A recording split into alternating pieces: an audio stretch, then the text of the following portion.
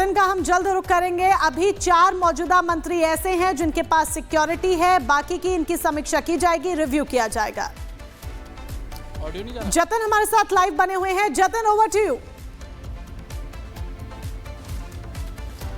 जी बिल्कुल, देखिए रेखा गुप्ता जैसे ही सीएम बनी उनको जेड सिक्योरिटी जो दिल्ली पुलिस की है वो दे दी गई थी, लेकिन कल 6 मंत्रियों का ऐलान किया गया, उनके जो पदभार है उनको अनाउंस किया गया, जिसके बाद अब दिल्ली पुलिस इन सभी की सिक्योरिटी का एक रिव्यू कर रही है। बाकायदा एक टीम का गठन किया गया है, क्योंकि जिन 6 लोगों को दिल्ली में कैबिनेट मिनिस्टर बनाया गया उनमें से 4 के पास ऑलरेडी सिक्योरिटी है, जिसमें सिरसा के पास जेड कैटेगरी सिक्योरिटी है, क्योंकि उनको पंजाब के नेता के तौर पर तमाम थ्रेट थे। जो दिल्ली गुरुद्वारा प्रबंधक कमेटी में जब वो शामिल थे उस समय भी उनको थ्रेट था।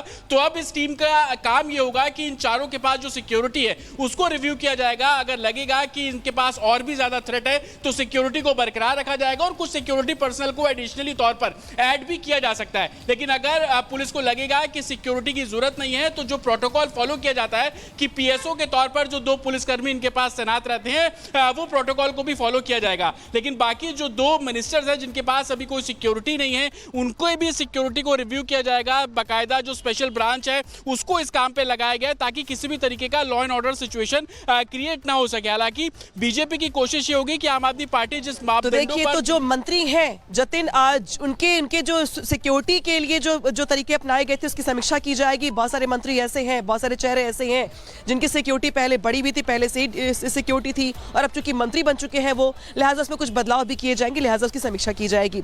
इस बीच मंत्री मनजिंदर सिंह सिरसा ने बड़ा बयान दिया है। खास बातचीत में उन्होंने ये कहा है कि जो दिल्ली है जो पहले कूड़े का अंबार था उसे कूड़े से मुक्त करवाएंगे। पॉल्यूशन से लेकर के जो बाकी जो समस्याएं दिल्ली को लेकर के सामने आई थी, जिसकी शिकायत पहले की गई थी, अब उनको दूर करेंगे, दिल्ली को पॉल्यूशन फ्री बनाएंगे। क्या कुछ कहा गया उनकी ओर से, सुनवाते हैं आपको।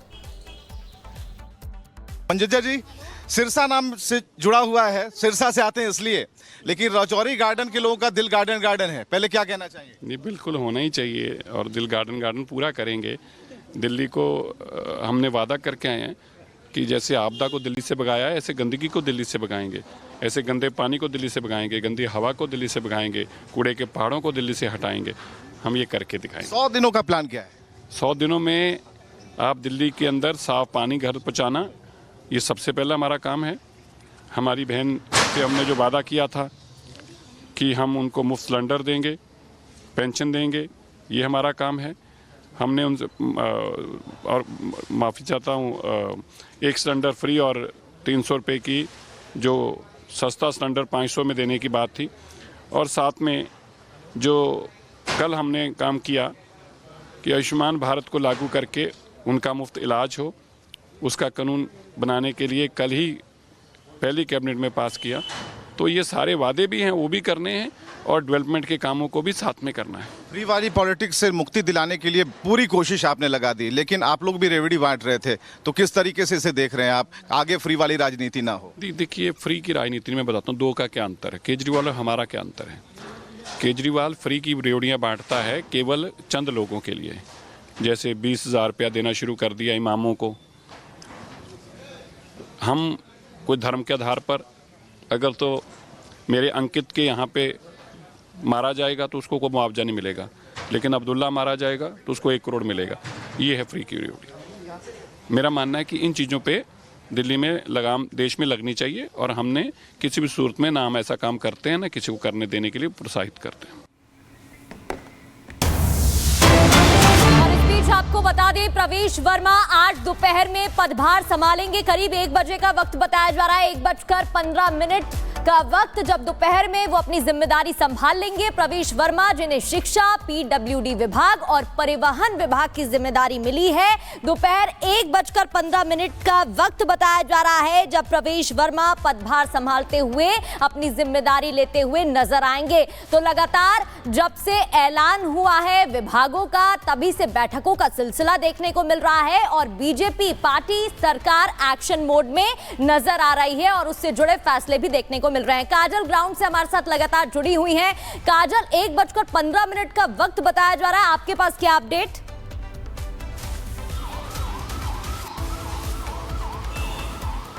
जी बिल्कुल प्रगति, मैं आपको बता दूं कि 1:15 पर अपने आवास से जो है सचिवालय पहुंचेंगे प्रवेश वर्मा और अपने पदभार को संभालेंगे, क्योंकि कल ही कैबिनेट डिसाइड हुआ है और आज जितने भी मंत्री हैं, जो 6 मंत्रियों को बनाया गया है, वो आज अपने अपने समय पर जाकर सचिवालय अपना पदभार संभालते हुए नजर आएंगे। और इस वक्त हमारी मौजूदगी है प्रवेश वर्मा के आवास पर ही, जहां पर इस वक्त आप देखेंगे तो सन्नाटा है जाहिर तौर पर, क्योंकि कल जिस तरीके से कैबिनेट उन्हें मिला और सभी मंत्रियों को जो कैबिनेट मिला और मुख्यमंत्री डिसाइड हुआ तो सब बहुत एक्साइट थे और आज कहीं ना कहीं यहाँ पे सन्नाटा पसरा हुआ है। लेकिन 1:15 का वो टाइम होगा जब प्रवेश वर्मा सचिवालय पहुंचेंगे और अपना पदभार संभालते हुए नजर आएंगे। प्रगति बिल्कुल, और नजर बनाए रखिएगा, अपडेट आपसे लेते रहेंगे। लेकिन ये जो तस्वीरें हैं वो लगातार आपको दिखा रहे हैं, साथ ही जानकारी निकलकर सामने आ रही है कि 1:15 का वक्त दोपहर में होगा जब प्रवेश वर्मा अपनी जिम्मेदारी लेते हुए नजर आएंगे। पीडब्ल्यूडी विभाग, परिवहन विभाग उनके पास है, डिप्यूटी सीएम वो,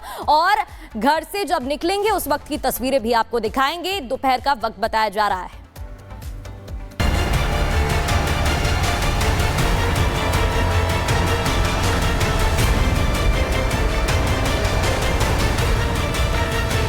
मुख्यमंत्री पद की शपथ के साथ ही मैडम सीएम फुल एक्शन में हैं। अपना पदभार संभालते ही फैसले धुआंधार ले रही हैं।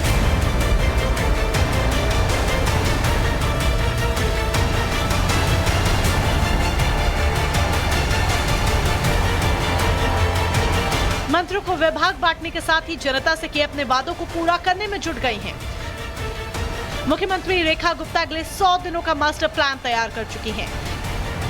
कैबिनेट की पहली ही बैठक में 2 बड़े फैसले लेकर उन्होंने सबको चौंका भी दिया। इसकी पूरी जानकारी आपको दें इससे पहले अरविंद केजरीवाल का एक बयान आपको सुनाते हैं, क्योंकि पूर्व सीएम के इस बयान का सीधा कनेक्शन सीएम रेखा की चुनौतियों और पहले ही बैठक में लिए अहम फैसलों से जुड़ा है। 2020 में मैंने कहा था हर घर में 24 घंटे पानी का इंतजाम करेंगे और साफ पानी का इंतजाम करेंगे। हमने कहा था यमुना साफ करेंगे। हमने कहा था दिल्ली की सड़कों को यूरोपियन स्टैंडर्ड का बनाएंगे। ये 3 गारंटी मैंने 2020 में दी थी। आज मैं सबके सामने कबूल कर रहा हूं कि ये 3 काम हम नहीं कर पाए पिछले 5 साल में। यमुना को साफ करना दिल्ली सरकार की कितनी बड़ी प्राथमिकता है, उसे इस तस्वीर से आंका जा सकता है जब शपथ के साथ ही पूरा कैबिनेट यमुना घाट पर नजर आया। साथ ही दिल्ली सरकार ने अपनी चुनौतियों और दिल्ली वासियों के लिए किए गए वादों को अमली जामा पहनाना भी शुरू कर दिया है। कैग की रिपोर्ट्स 14 रिपोर्ट्स पेंडिंग हैं, जो कि पिछली सरकार ने टेबल नहीं की। पहला ही हाउस जो होगा उसमें उन रिपोर्ट्स को पेश किया जाएगा। दिल्ली कैबिनेट की पहली बैठक में 2 बड़े फैसले लिए गए। दिल्ली विधानसभा के पहले सत्र में कैग रिपोर्ट पेश की जाएगी। पहले ही बैठक में आयुष्मान योजना को मंजूरी भी दे दी। आयुष्मान योजना के तहत दिल्ली वालों को 10 लाख रुपए तक का मुफ्त इलाज की सुविधा मिलेगी, जिसे पहले केजरीवाल सरकार ने रोक रखा था। हालांकि आम आदमी पार्टी इससे भी एजेंडा ढूंढ रही है।